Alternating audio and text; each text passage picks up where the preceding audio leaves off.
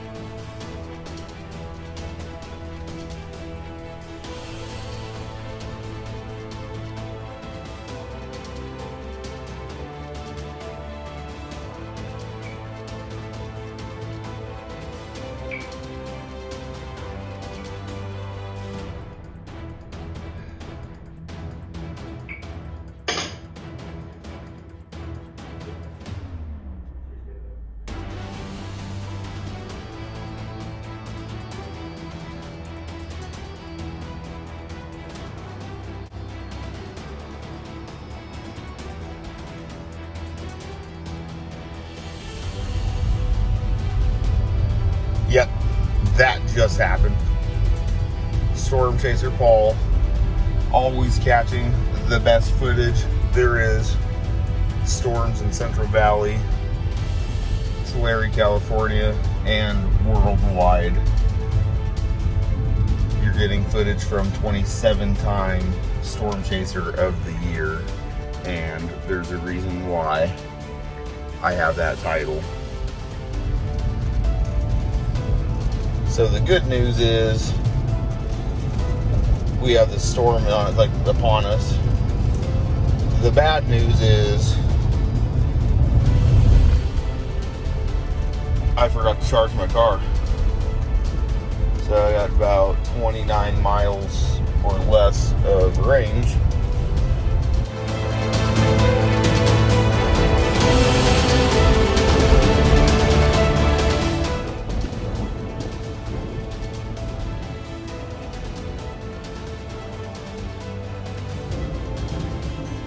Can't tell if this is the thunder from Garth Brooks or the thunder from outside. Well, it's 3:30 in the morning for Garth, so it's actually 12:30 here. And the thunder is rolling. And as you just saw, the lightning is striking.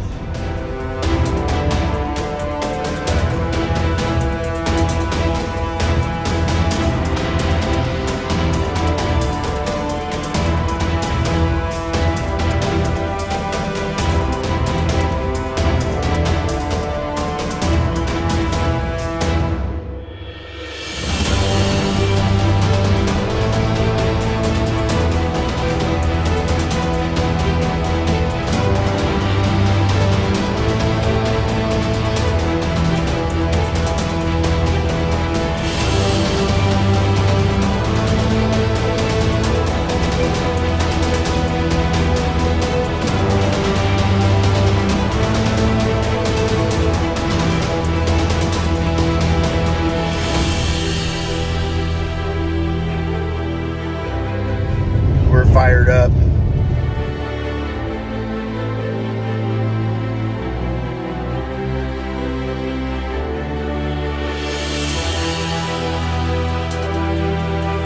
We are fucking very close to lightning right now. I am in the eye of the storm.